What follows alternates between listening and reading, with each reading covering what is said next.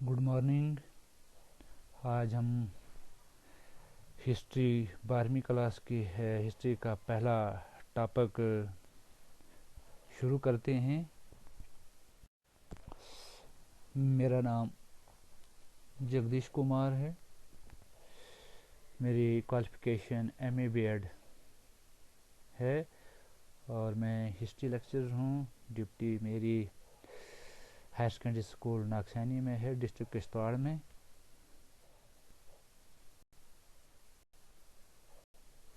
तो आज हम पढ़ते हैं अपने 12th क्लास की हिस्ट्री की जो किताब है थीम्स इन इंडियन हिस्ट्री, उसका पार्ट 3 का पहला टॉपिक है colonialism and the countryside. तो मैं आपको सबसे पहले इंट्रोडक्शन दे दूं। In this chapter you will see what colonial rule mean to those who lived in the countryside. सबसे पहले कॉलोनियलिज्म जो हमारे हिंदुस्तान में स्टार्ट हुआ, अंग्रेज सबसे पहले बंगाल में आए। बंगाल में उन्होंने अपना राज स्थापित किया। पहले तो वहाँ से वो अपना सारा माल वहाँ से लेते थे और इंग्लैंड में जाकर बेचते थे, लेकिन बाद में आहिस्ता आहिस्ता उन्होंने वहाँ पर काबिज हो गए, कब्ज़ा कर लिया बंगाल में और अपना राज्य वहाँ पर स्थापित कर दिया। तो वहाँ ईस्ट इंडिया कंपनी ने कंट्री साइड इम्प्लीमेंट रेवेन्यू, उन्होंने सबसे पहले रेवेन्यू पॉलिसियों में तरमीम की कि रेवेन्यू पॉलिसी बनाई अपनी बंगाल में कि वो कैसे रेवेन्यू कलेक्ट करेंगे। What these policies mean to different section of people.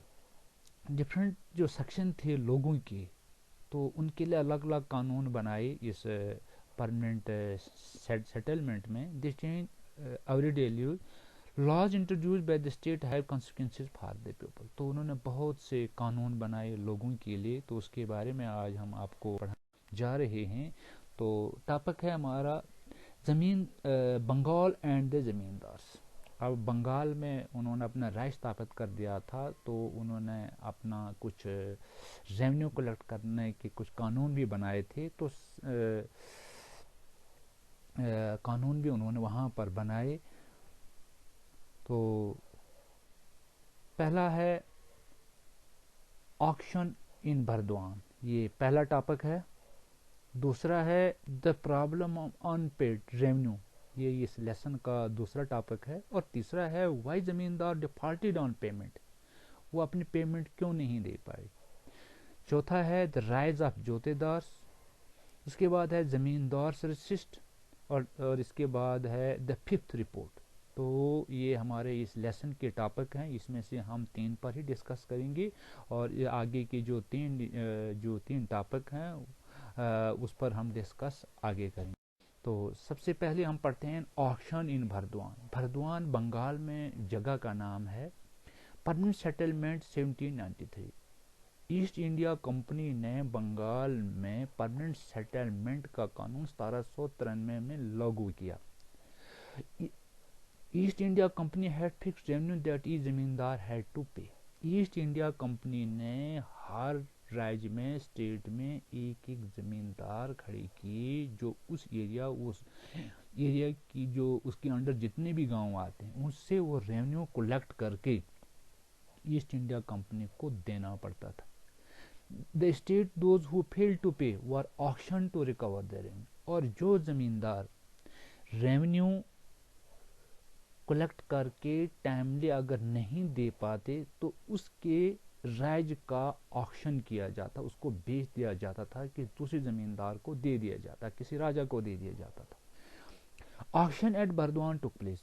Burdwan का जो राजा था, जो जमींदार था, वो timely revenue East India Company को नहीं दे सका और उसका ऑक्शन कर दिया। Many of the purchase who turn all to with servant and agent of the raja. और जिसको बेच दिया जाता है वो जमींदार उसका एज ए सर्वेंट बनकर काम करना पड़ता था। वो had bought the land on behalf of his master. और जो उस लैंड को ले लेता था, उससे जो खरीदता था उसके अंडर, वो मैंने पहले भी बताया, उसके अंदर उसको काम करना पड़ा। अगर 90% ऑफ द सेल फिक्शियस, और 90% सेल जो था वो बिल्कुल फिक्शियस था।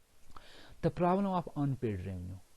अब रेवेन्यू जो था वो उसमें कलेक्ट करने में या देने में क्या प्रॉब्लम एक ज़मींदार को आती थी।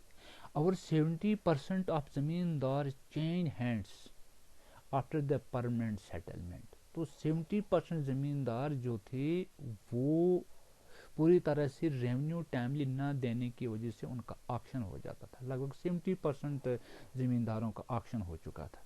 Bye 1770 the rural economy in Bengal was in crisis, और इसकी वजह से बंगाल के गांवों में क्राइसिस पैदा हो गई थी। If the revenue demand of the state was permanently fixed and the company could look forward to a regular flow of revenue, company ने सोचा था कि हमने जो सेटलमेंट का कानून बनाया इसकी वजह से हमारा सारा काम रेगुलरली चलता रहेगा, लेकिन वो पूरी तरह से जो भी ज़मींदार से उनको बहुत सी प्रॉब्लमें थी कलेक्ट करने में, देने में, और टाइमली जब वो नहीं दे पाते थे तो उनका ऑक्शन हो जाता था। तो इसकी वजह से रूरल एरियाज में क्राइसिस पैदा हो गई थी। After prolong debate amongst the company officials ने इस चीज़ की परमानेंट सेटलमेंट के बारे में बहुत डिबेट की, बहस मुबासा किया, राय पास की। The permanent settlement was made with the rajas and Talukdar साहब बंगाल, और इसमें उन्होंने राजाज और तालुकदार और ज़मींदार भी बुलाए थे, उनके साथ इस परमानेंट सेटलमेंट कानून के बारे में काफ़ी डिस्कस भी की, और ये भी बताया कि इसके रूल्स एंड रेगुलेशन क्या है। The zamindar was of no landowner of the village but revenue collector of the village. Zamindar landowner नहीं थे, वो रेवेन्यू कलेक्ट करते थे गाँव से, और एक ज़मींदार के अंदर लगभग 400 गाँव भी आते थे जो उनसे रेवेन्यू कलेक्ट करके ईस्ट इंडिया कंपनी को। वही ज़मींदार डिफॉल्टेड ऑन पेमेंट। अब ज़मींदार टाइमली अपना पेमेंट क्यों नहीं दे पाते थे?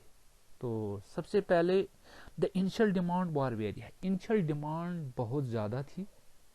The high demand was impose on 1970। तो हाई डिमांड जो इम्पोज किया था वो 1790 में था timely, when the price of agriculture produce was depressed. लेकिन जो प्राइस थी वो डिप्रेस्ड हो चुकी थी।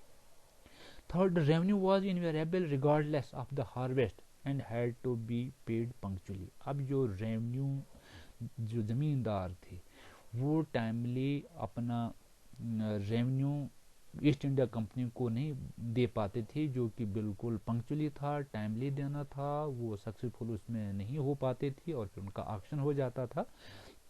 The permanent settlement initially limited the power of zamindar. The permanent settlement initially limited the power of zamindar to collect rent from the ryot and manage his zamindari. अब जो permanent settlement की जो पावर थी, ज़मींदार के पास पूरी पावर नहीं थी रेवेन्यू कलेक्ट करने में, और उनकी जो डीलिंग थी ज़मींदार के साथ वो लिमिटेड थी, जिसकी वजह से वो अपना रेवेन्यू टाइमली कलेक्ट करना और ईस्ट इंडिया कंपनी को देने में सफल नहीं। तो इसके आगे के जो टॉपिक हैं हम उसके बारे में डिस्कस बाद में करेंगे।